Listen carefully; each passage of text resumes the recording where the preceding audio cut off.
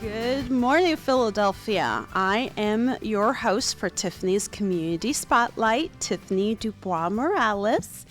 Today with me, I have a amazing and just fantastic woman. She is the author of her very first book, Resilience, the ingredients of a firm foundation, Ms. Charlene Ransom. Charlene, say hi. Good morning. Hello, Philadelphia. Oh, thank you so much for coming on to the show. I know it's been, a couple of months since we had scheduled this, so I'm really excited about this. I'm excited. And we did have a conversation before, and I know that I was supposed to come sooner. Well, like 2 weeks and I got sick, and I was like, oh man. But I am excited. Today is a great day. It's beautiful outside. Great conversation to be had. So I'm glad to be here. Thank you for the invitation. It is my absolute pleasure. Can you tell my listeners a little bit about your book, Resilience? Tell them a little bit about my book. Of course I can. Resilience, the ingredients for a firm foundation, is my life story. It's my life story from my genesis, even before I left my mother's womb, being diagnosed with bone cancer at 7 months of her pregnancy. My mom was forced with the reality of losing her leg. And so my beginning was very tumultuous, right? Yeah. And as I progressed through life, there were various different adverse experiences I experienced and trauma. And so as a young adult, there were things that I've experienced and things that have had impact into my adulthood. And after going back to school, I guess in my mid-30s, I decided I wanted to be a social worker and begin to work in a population with children, and particularly young girls. And I saw a lot of the young ladies in me, or me in the young ladies. And I thought about the things that I wish someone would have said to me when I was that age. I thought about the things that I wanted somebody to say to me that would help me to make a better decision, or I wish I had someone to tell me which direction to go in. And so when I think about resilience, and when I wrote that, I wanted to create a book that was not just a book to talk about my life and my trauma, but how to give an example or an idea what it looks like to be more trauma informed. That as an educator, as a social worker, as a nurse, as a school teacher, as a librarian, as a neighbor, as a friend, we're more empathetic when we understand what trauma looks like. I don't have to hear your story to know that there is a story. But when I understand that we all have one, I'm more empathetic in how I present it. And that's the reason why I wrote Resilience. That's what it's all about. That's awesome. Tell me a little bit about how you came to write your book. What triggered you to finally sit down and write? Okay, so and I believe I shared that in one of the final chapters in the book. I'm in a sorority. My sorority is Delta Sigma Theta sorority of the most wonderful sorority. That's and awesome. One of my line sisters, who is now the president of Camden County Community College, had made the recommendation for me to become or be the Outstanding Alumnus Award winner in 2022. And so when she made the recommendation, I had shared some of my story with her about my educational process and what I had experienced in the school system. And so she was like, that's a great story.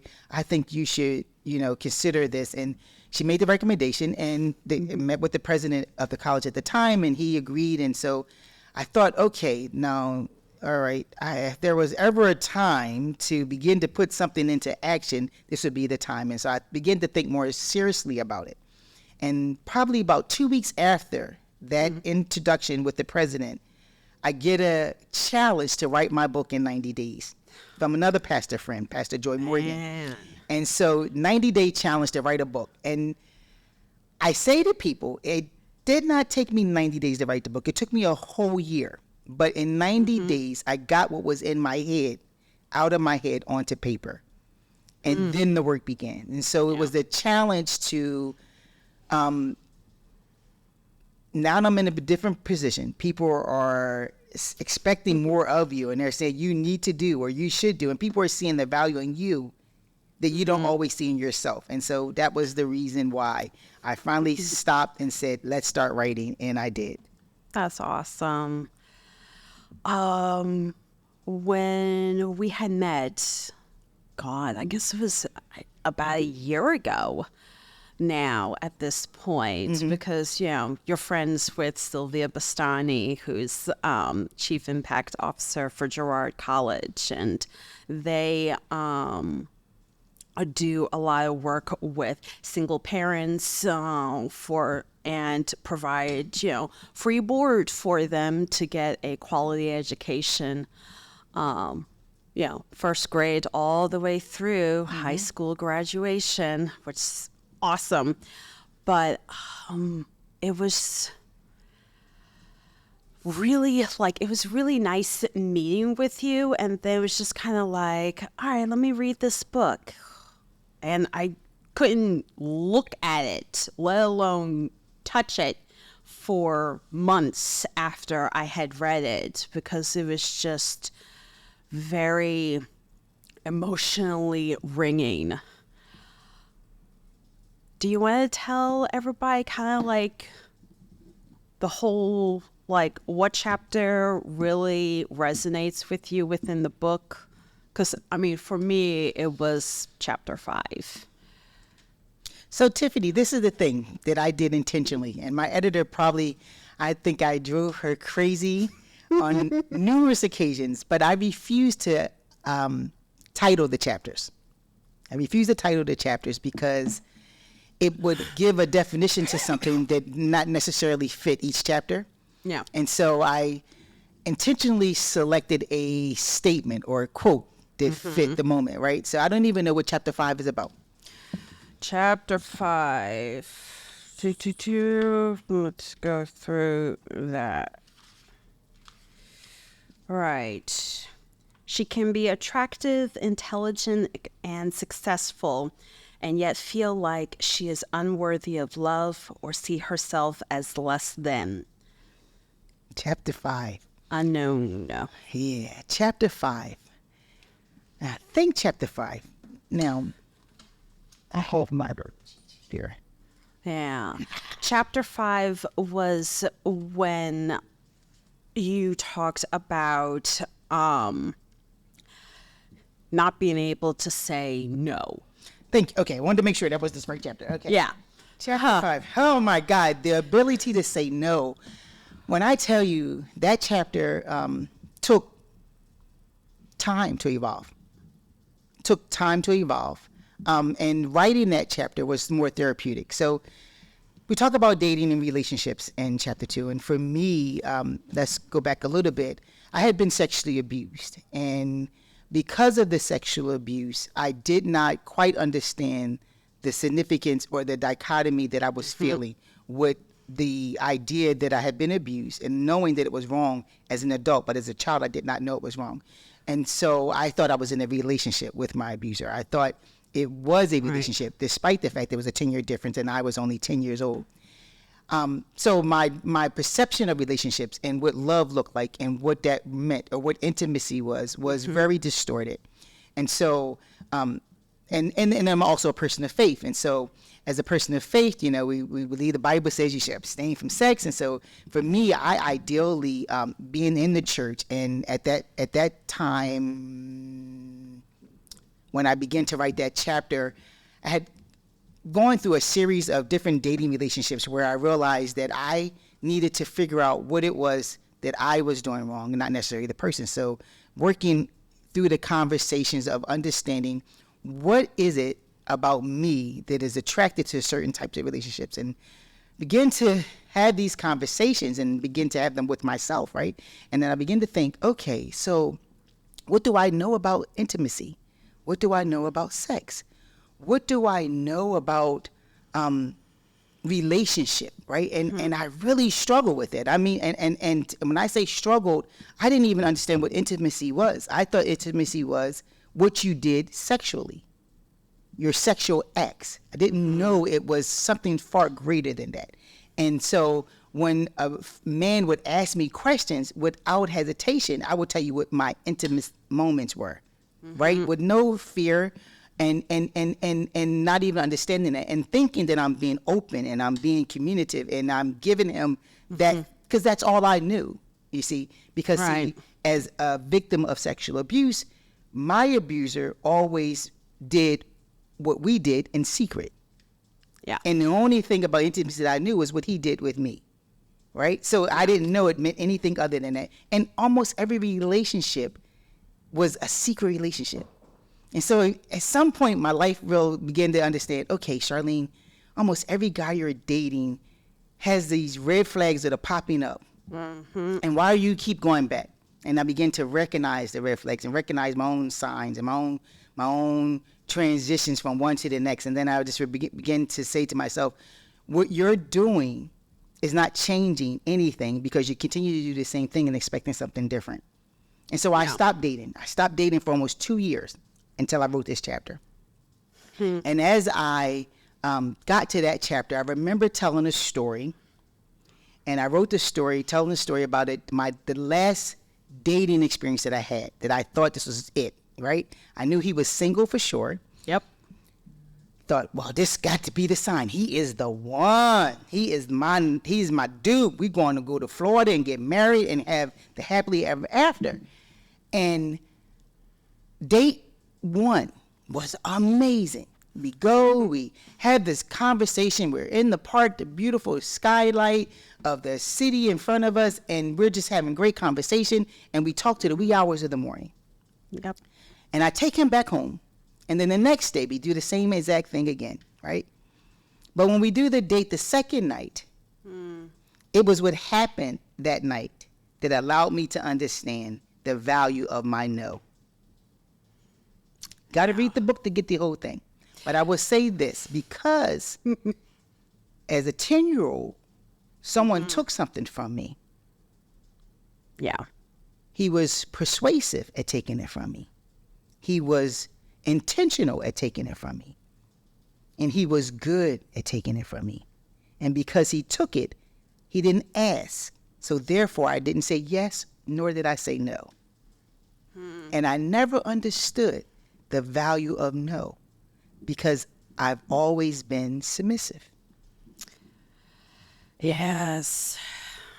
Being submissive can have its drawbacks, although at the same time, it takes a lot of strength to allow yourself to let go. To let go, to be real with it, yeah. When I was 21, I moved to Pittsburgh. Completely different area, different situations, no family, no connections with the city. And I was dating a little bit here and there, but there was a situation at one point that my husband doesn't even know, but I had a semi-abusive relationship with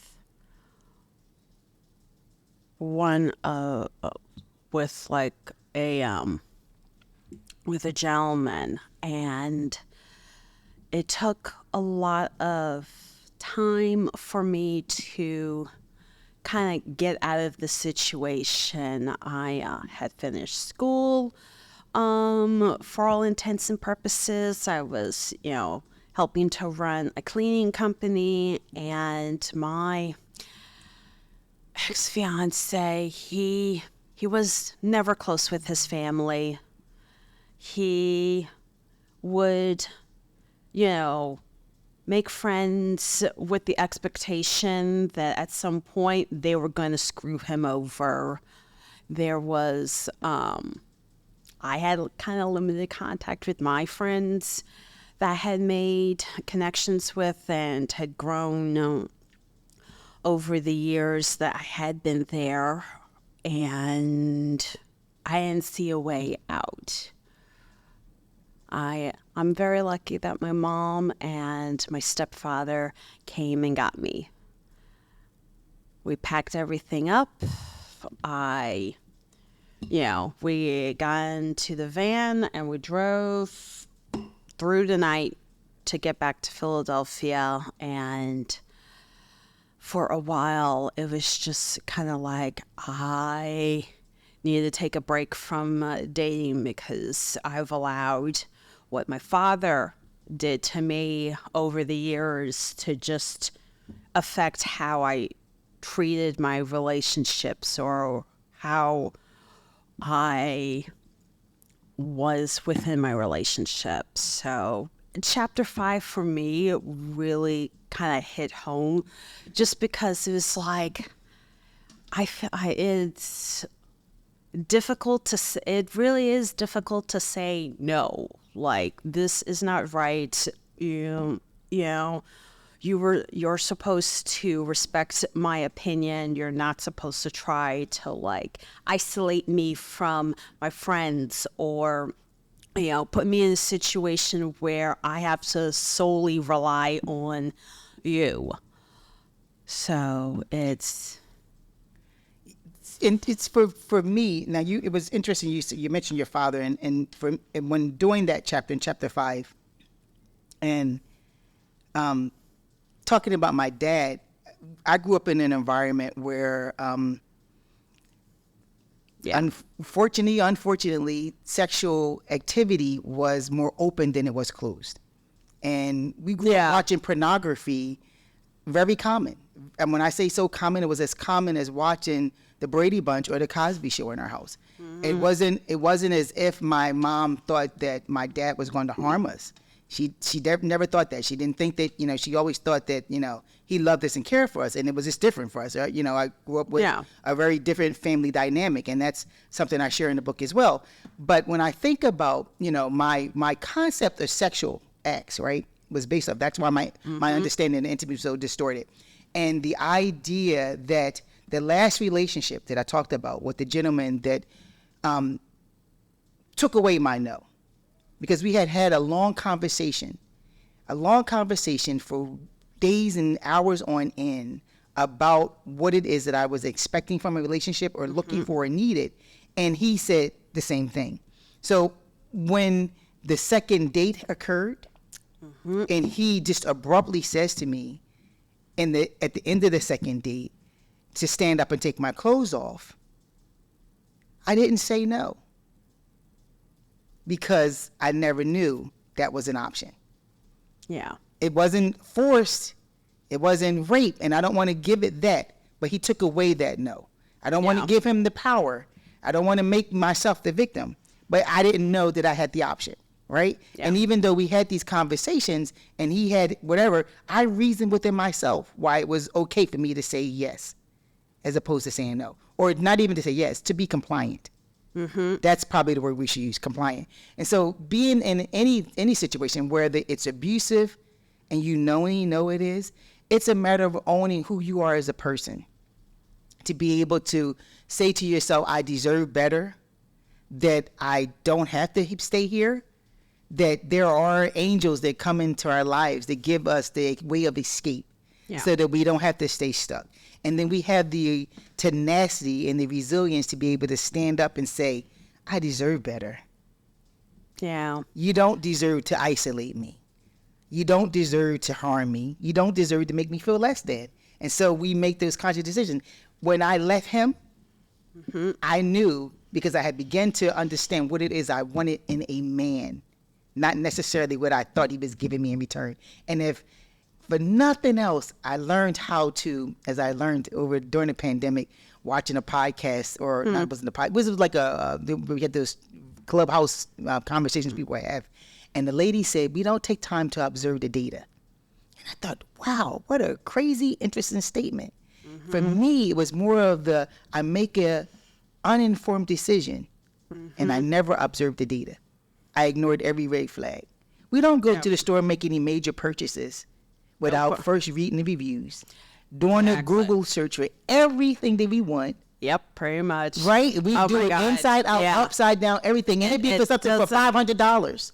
It could be something for like $5, right? And we're still gonna do all the research, and I put my education mind on display, and I'm thinking, think about that. I wouldn't write anything in this book without first going to do some research on to make sure I'm saying the correct thing. Yep. How do you think that you're going to invest in a relationship that you're with for the rest of your life without first observing the data that the person is presenting to you, and then to ignore it as if it's not real? Yeah. Pretty much. Yep. Yeah. I'm very fortunate that my husband, Eric, when we had our first date, it'll be 8 years in April 5th. I'm really good with dates.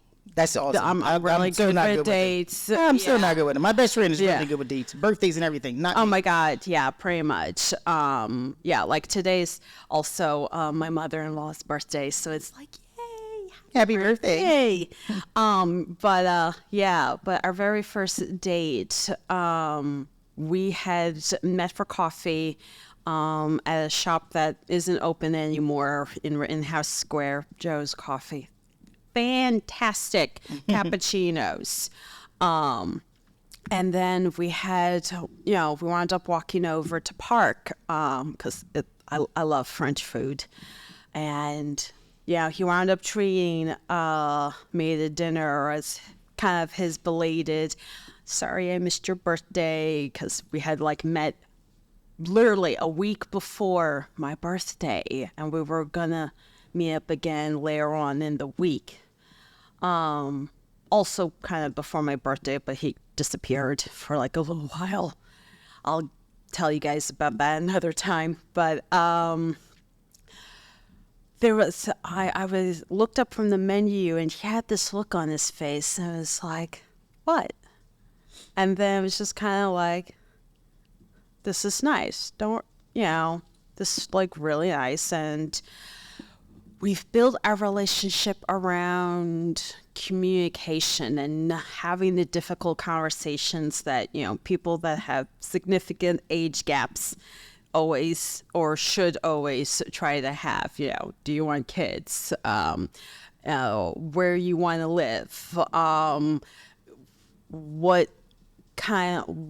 do you see our lives kind of being like, and everything else? And I'm always grateful every day that we get to have a committed relationship where we discuss everything. We never make any decisions without going over all of the facts and doing our homework and our research and everything else.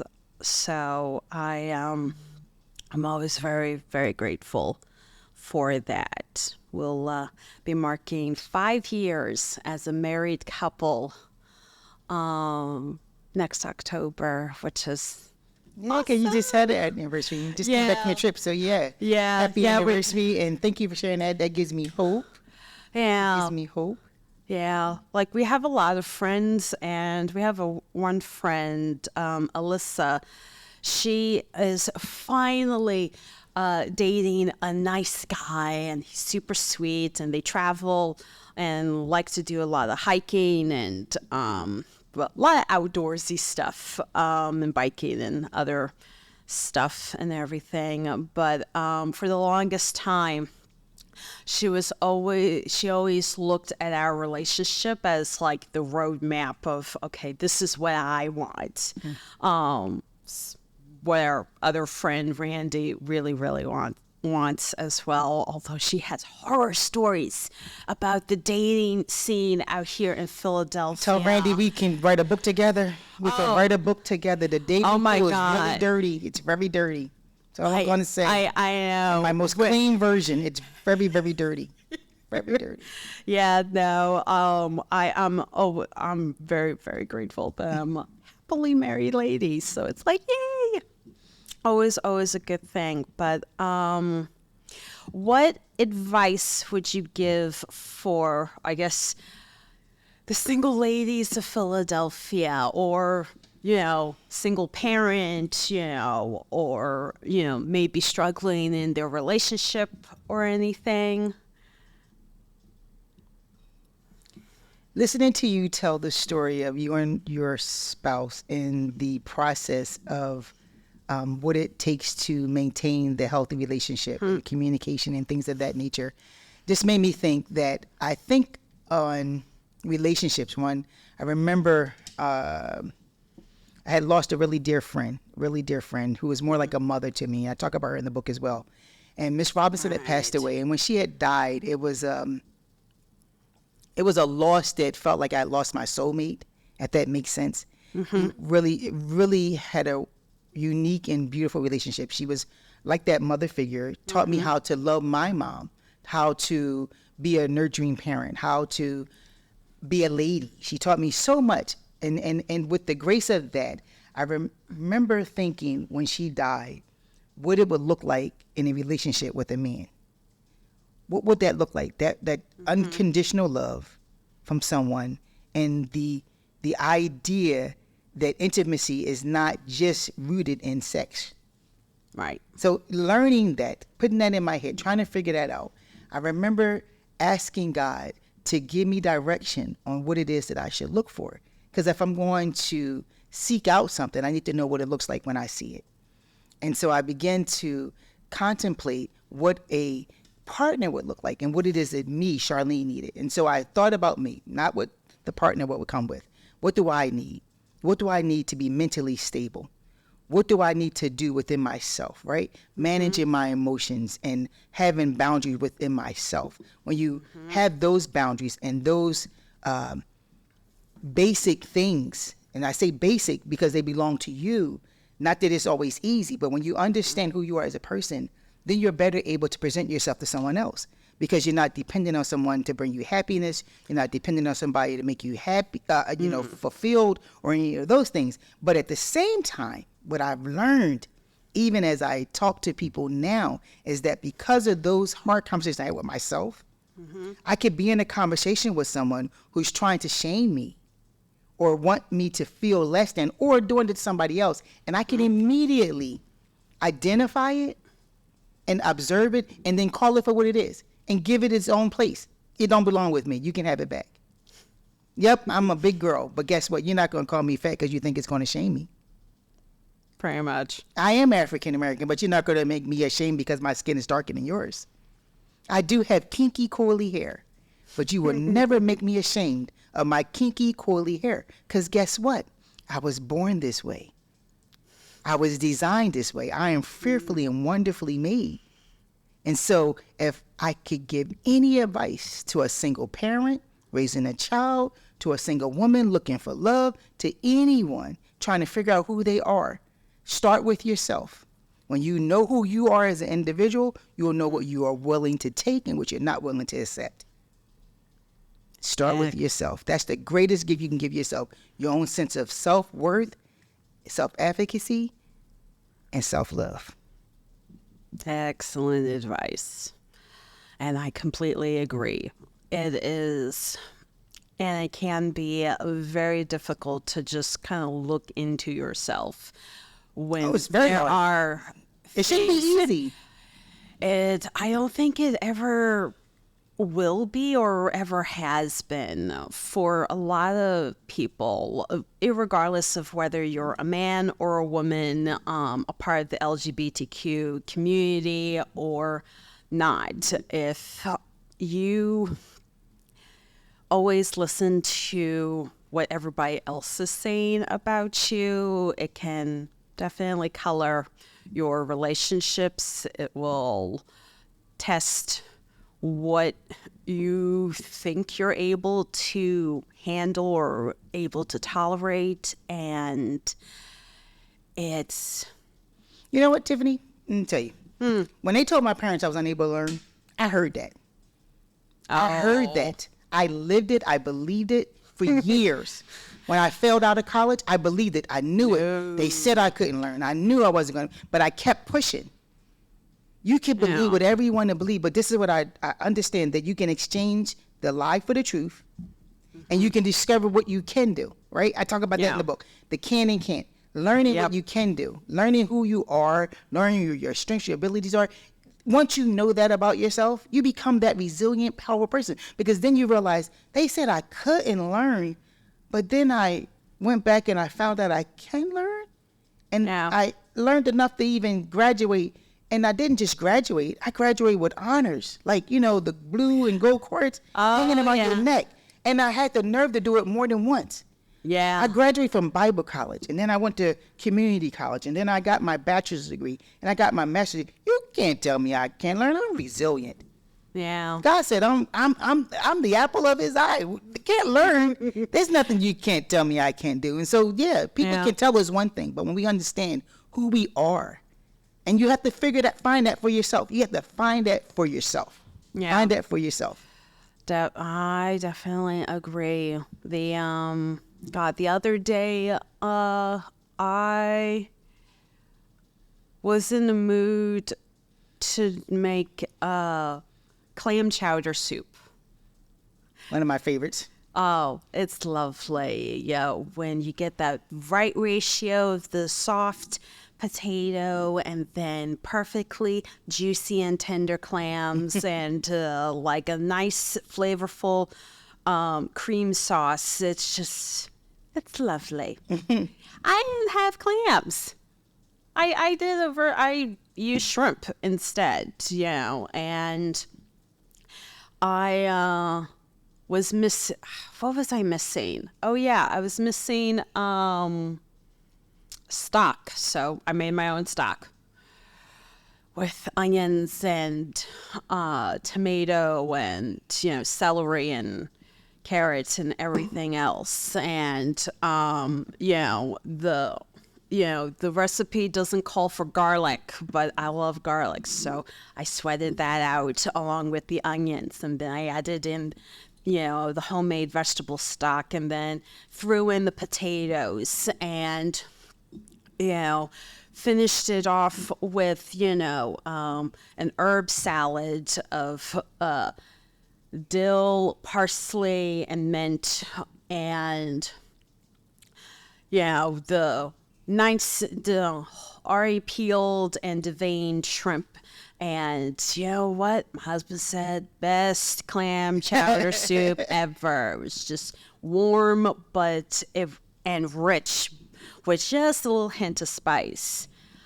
So, what you can do. Did I follow a recipe? No, I did not.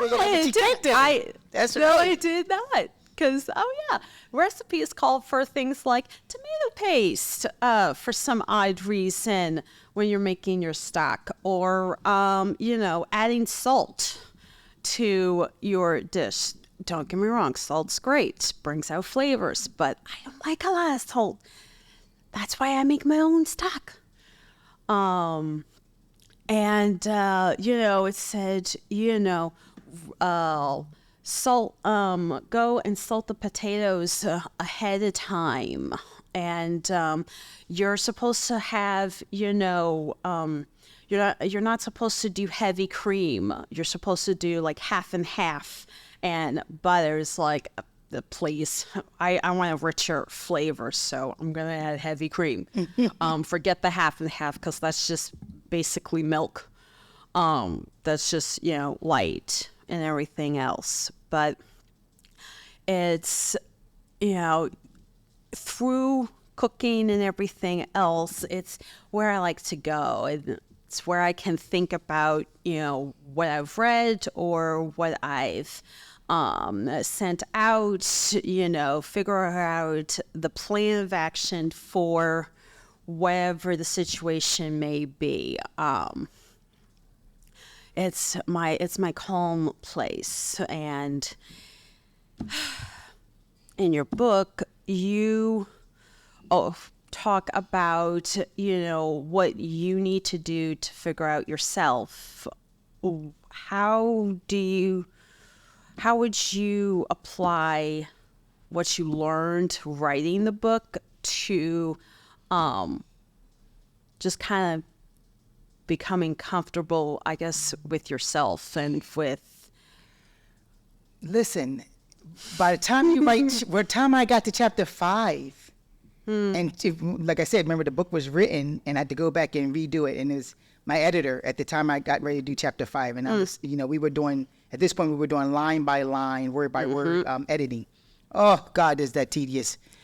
Oh, Jesus, is that tedious. Oh, that is so tedious. I'm telling you. I know. It day by day, hour by hour. Oh my God, it's tedious. But we did it, and she pushed me, and it was intentional because I said you can't write a story like this and not be able to have conversations about it. Yeah. You can't have courageous conversations if you're afraid to open up your mouth and talk about it. And if that be the case, that means you're walking in shame and you're walking in fear. But I own who I am. Because of all that I experienced has made me the woman that I am. I know I'm resilient. That's a strong word. That's a word everybody's using. That means something. You know, you asked me what resilience means. It means Charlene. Someone said to me yesterday, I have a picture on one of my social media platforms, and it's me. It's a picture of me kind of like sitting on a chair, and it's like I'm having the laugh of my life. My feet are kind of like this. It's the perfect posture. And I mean, when I used that picture, the conversation was, I love it here. It appears to be that everything is upside down. So many things on the plate. So many things to do. Not enough resources. Not enough this, not enough that. But when you fully understand everything works together for your good, everything can be either good or bad. You can say it's either half full or half empty, or you can simply say it is what it is. You can take it, you can learn, you can grow from it, make yourself better. I don't need all of that, but I can eat the fish and spit out the bones kind of concept. I mind my understanding of what reasonable and unreasonable expectations are, even for myself. And so when I think about all that I've written in that book in this past year, and even this past 4 or 5 months have been so empowering.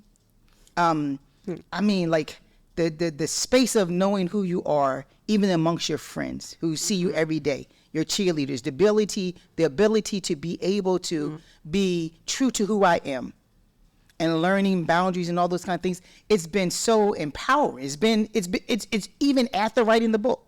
It continues to get better. Like, I understand that, every relationship. I was sharing with someone not too long ago about my relationships and how each one, though they were not what I needed or was expecting, I took the lessons from it. So that when I got to the next one, I don't make the same exact mistake. Right. Until I figured it completely out, I kept going. I discovered the can, as they say, and then I learned what I could do, and I kept going. But when I think about the evolution of Charlene since releasing this book, it's been amazing. It's a matter of self-confidence. It's a sense of peacefulness that I can relax and let myself be released to sit down and wait for the doors to open. I don't have to chase anything. I don't have to chase relationships. I don't have to chase opportunities. You just relax in them. It's like you know your value and your worth, and you don't have to go do the extra mile. And doesn't take away from the fact that you operate with integrity, or that you operate with a spirit of excellence, or that you are committed to the work that you do. But I don't have to run after it. Which is There's a scripture in the Bible, awesome. and I'm a person of faith, and I'm 100% person of faith. There's a scripture in the Bible that says that the blessings of the Lord maketh you rich, and he adds no sorrow. I'm blessed to be here. There are traumas that we have experienced, and if they're going to work together for my good, I got to figure out how they work together for my good. And if for nothing else, I get the opportunity to say to somebody else, it may be difficult right now. It may be hard. You don't know which way to go. But if you keep on pushing and keep on believing in yourself, you will discover that you too are resilient. You know why I know that? Because I've been there. I've done that. And I got a t-shirt, a mug, and a hat to prove it. That's awesome. How has your book tour been coming along? The book tour. Yes, the book tour. So it's been just a little, not even a whole year. April was when I released it. I've done some small vending events. I've done an interview or two here or there. and it's been fun. It's been, enlightening things that have been like, building momentum. Back in the early part of the summer, one of the Rowan University, one of the professors had reached out to me to consider using my book for one of his projects. And I was like, great, that's a great opportunity. So I'm looking forward to doing more with them in the spring. Rutgers University, my alma mater, I had the opportunity to connect with one of the administrative persons there, and they also brought the book. And we're going to be doing a project in January, and hopefully my book gets to be a part of the assigned reading for the incoming students who are coming for the first time, first generation students, parents who've never been to college. I intend, this week, actually, when I leave here, I'm going home. I have my entire car packed up with books and vending booth things, and I have an event this weekend, a big conference in Delaware with the Ignite Women's Summit.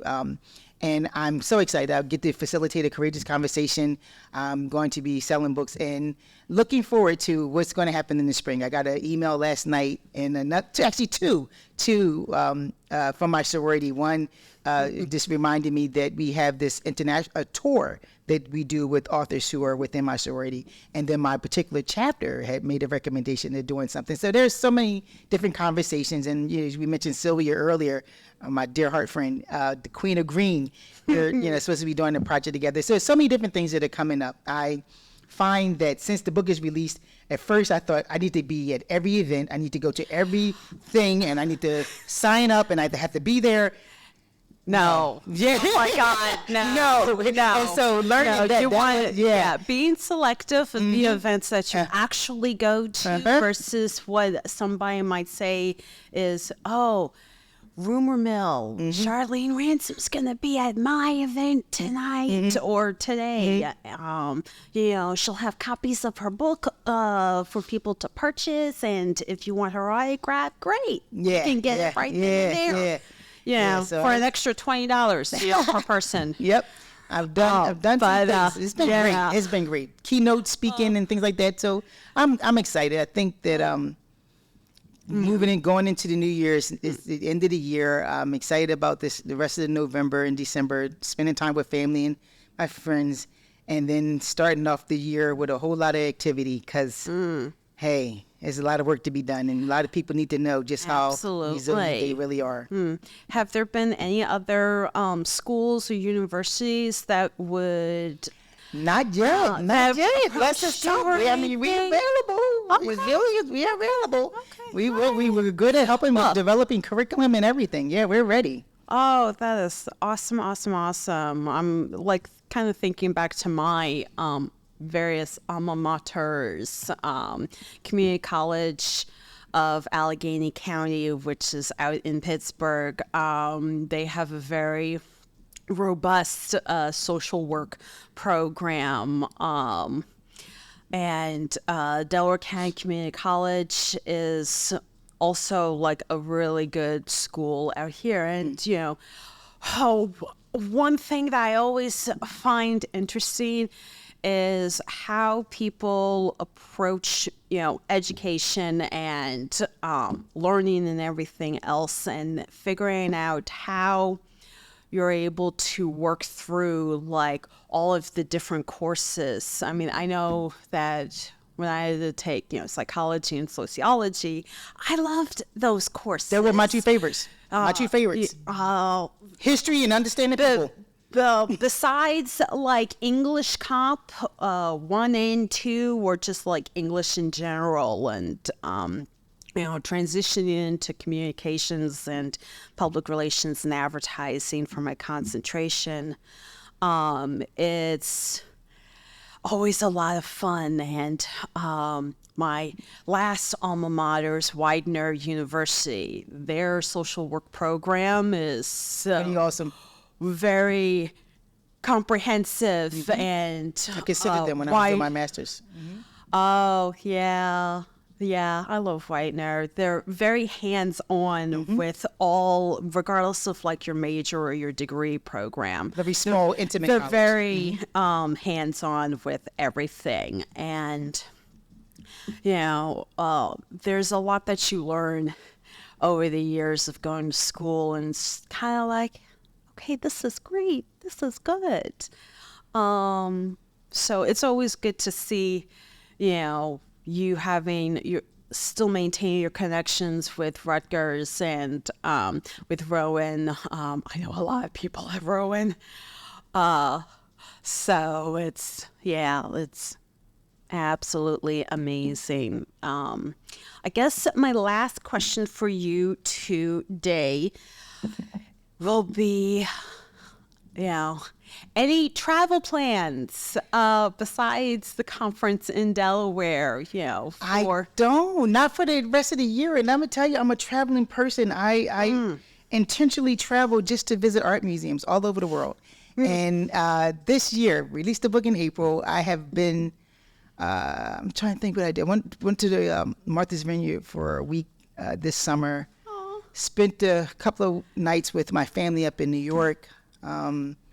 Been doing a lot of staycations, I guess you could say, and just been, going through some isolation, for lack of a better way. But it's been beautiful. It's been really good. I haven't suffered it. It's just been a lot of reflecting and getting myself prepared. They says prepare mind, fear's chance, and I don't want to get swept off my feet and not figure out how to put them back on the ground. So it's been really interesting, but I don't know. Coming up into the new year, I don't know what's all in store, but I know that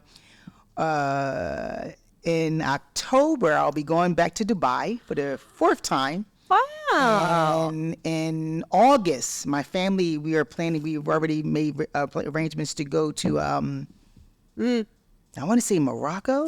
Oh, I think it's somewhere. I'm just so jealous. Is that funny that I don't even know? My cousin said, I booked it already. We're going. I'm like, okay. Yeah. Oh, it's the bring me some spices. Bring some spices. Oh my God. Morocco and Dubai spices. Can I just tell you the funniest story? She probably would kill me because if she hears this video, she's going to kill me. But when we were in Dubai 2 trips back, she spent literally $900 on spices. I don't blame her. She didn't intend to.